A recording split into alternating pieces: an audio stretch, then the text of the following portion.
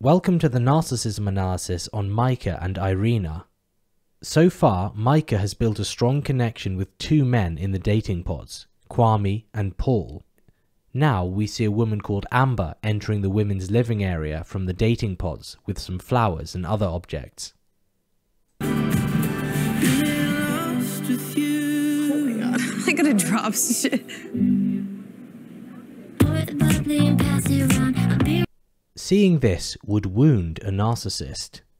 Wounding occurs when a narcissist's sense of control is challenged and they don't receive any fuel, which is the emotional reaction of others towards them. Somebody else getting flowers and having other people notice and fuss over them will offend a narcissist's sense of superiority and entitlement. It's essentially a criticism of them. The narcissist should be the one receiving the flowers and attention, not them. Now in this case, it wouldn't be a devastating wound, but it would still feel unpleasant, like a punch to the gut, making them feel weak and unimportant. But then the narcissism quickly jumps in and spurs the narcissist into doing something to regain control of the situation and acquire fuel to heal the wound. There are three ways this can be done: directly, indirectly, or through withdrawal. And as you'll see, Irina and Micah have different responses here. Oh my god, these are so pretty. Wait, these are so gorgeous. I know, aren't they pretty? Peonies are my favorite. Did someone give you these? Yes. Ooh, you need this. You need these. These Are so fucking cute. Hey, these are so pretty. These are like the most beautiful flowers. Oh my god, these are so fucking cute and bright, just like you. I've watched the continuity on this carefully, and it looks like they've cut out two small parts during this clip. So it's likely that these comments from Irina are a bit more spaced out than the 20 seconds they appear in here. Nevertheless, it's clear that she walks over and bombards Amber with 6 very over-the-top, sickly sweet compliments in a short period of time. She says things like, "These are so fucking cute," and "These are like the most beautiful flowers," picking them up and inspecting them. She also flatters Amber by saying, "These are so fucking cute and bright, just like you." Why is Irina doing this? This is a direct assertion of control over Amber. Amber receiving the flowers and having other people's eyes and attention on her will have wounded Irina, who needs to reassert control and gain fuel in order to fix this wound, and does this directly by interacting with Amber. Control can be asserted both malignly or benignly, so it could have been the case that Irina went over and started mocking the flowers and upsetting Amber in order to assert control over her. But that would be fairly unlikely. It's much more typical for a narcissist to assert direct control over friends and acquaintances in a benign way, especially if it's in a public situation. And this is what Irina does. She comes over and bombards Amber with compliments and flattery. By Amber looking at Irina, listening to her, smiling at her, responding to her comments and answering her question, she's demonstrating that she's under control and providing Irina with emotional fuel. Irina's behavior is manipulative, using over-the-top compliments and flattery, which also shows a lack of boundaries. Narcissists are natural spotlight stealers and love to bring the attention onto themselves during other people's big moments, because it prevents wounding and allows them to acquire fuel.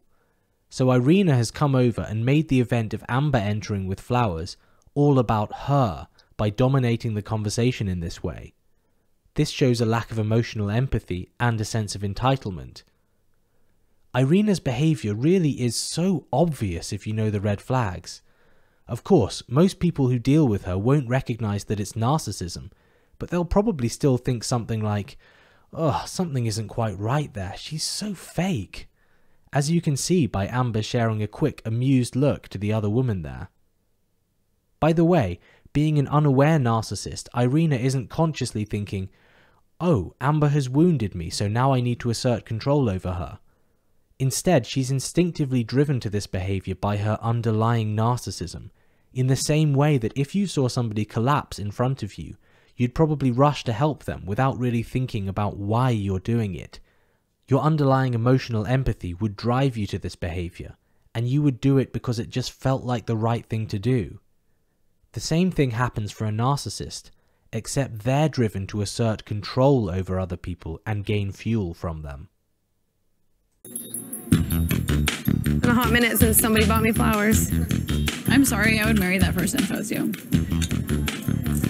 Me planning out every worst case scenario that can happen. I know. Boat. Look at this. Look at it. She's on a date with Paul. Look at her little things. What? She's on a date with Paul.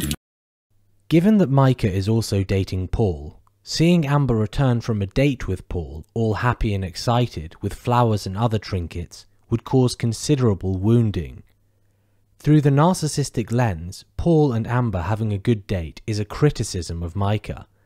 It's telling her that she doesn't matter, that she's not important, that she isn't special or brilliant enough to control Paul.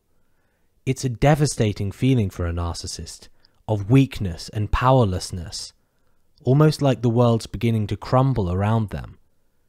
But very quickly the defense mechanism that is the narcissism steps in to protect them and makes them feel fury, perhaps thinking something along the lines of, "Look at her, acting like she's queen of the world. She looks like a complete idiot."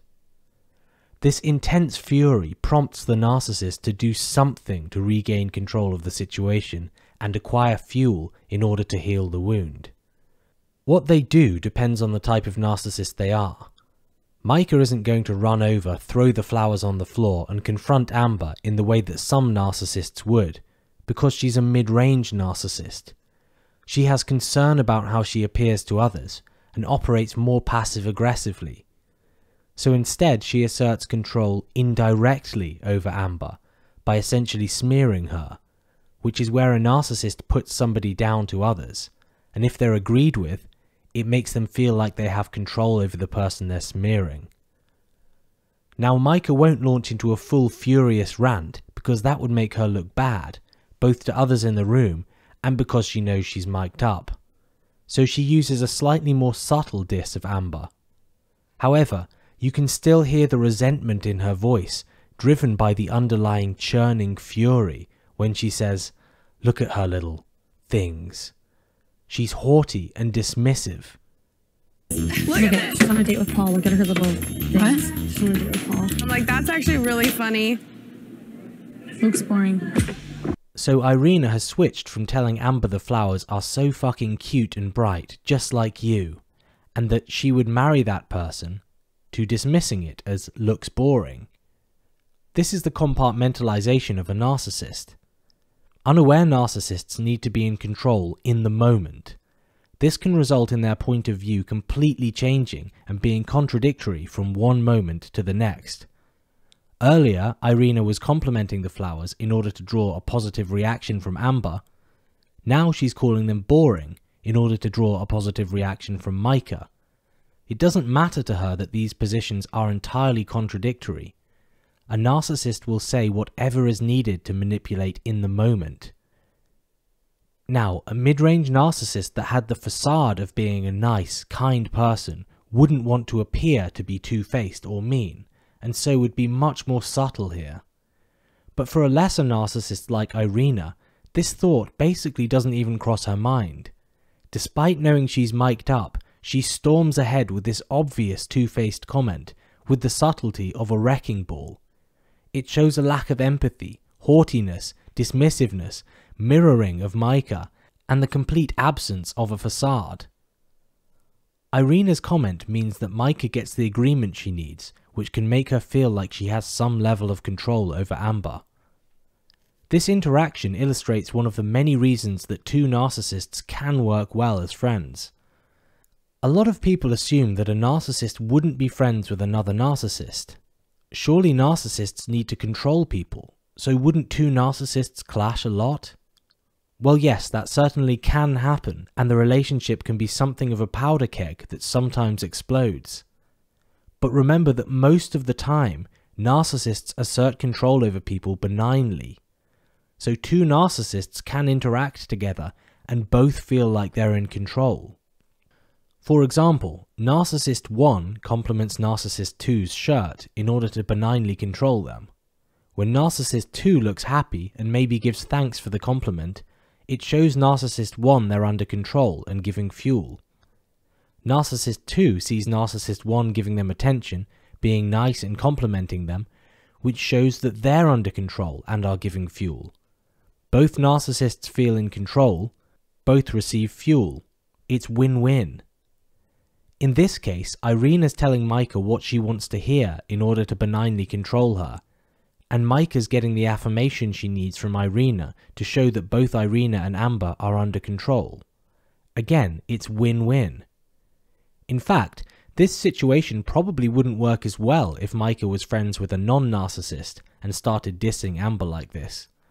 The non-narcissist's empathy would probably make them feel too guilty to badmouth somebody just across the room, especially if they'd just been having a friendly conversation with them.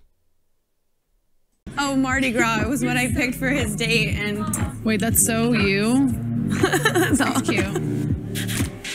Amber comes to the kitchen area where Micah and Irina are, seemingly to get a drink, and explains that the reason she has the objects is that she picked a Mardi Gras theme for her date. Irina flips again, saying, "Wait, that's so you, that's cute," to benignly manipulate Amber.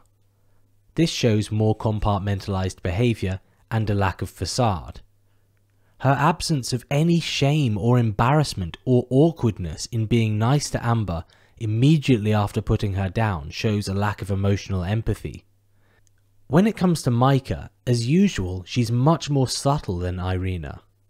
But she also shows this two-faced behavior. As Amber's smiling and walking away, Micah's watching her. Amber turns her face to look at Micah, and suddenly a wide grin appears on Micah's face. When the camera angle switches, the footage has jumped to about 2 seconds later, where Amber has walked 2 more steps, and already the grin has completely disappeared from Micah's face. Now, lots of people in Micah's situation, despite feeling upset, might give Amber a little smile here, but it would be driven by their empathy. Giving her this huge grin would probably feel strange given the situation, as if they were being fake, especially if they'd just been putting Amber down behind her back. It would make them feel guilty and embarrassed for being two-faced. In fact, even if they tried, highly empathetic people would probably struggle to make a convincing wide grin here, because they tend to be fairly emotionally honest. That is, they find it difficult to hide their true emotions well. You'll sometimes notice this sudden flicking on and off of a grin from narcissists, because they project fake expressions. The emotion and empathy behind this grin isn't genuine, or it would linger and fade away much more slowly. Here's another example of it. 10 points to whoever recognizes who this is first. We continue with the footage.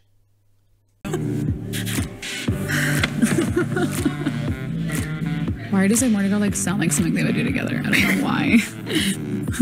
Mardi Gras? Loser.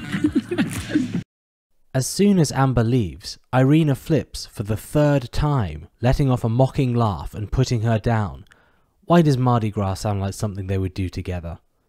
Again, Micah isn't as over the top in her mocking of Amber due to her increased level of social awareness, but still puts her down, saying, "Mardi Gras," in a haughty, dismissive way.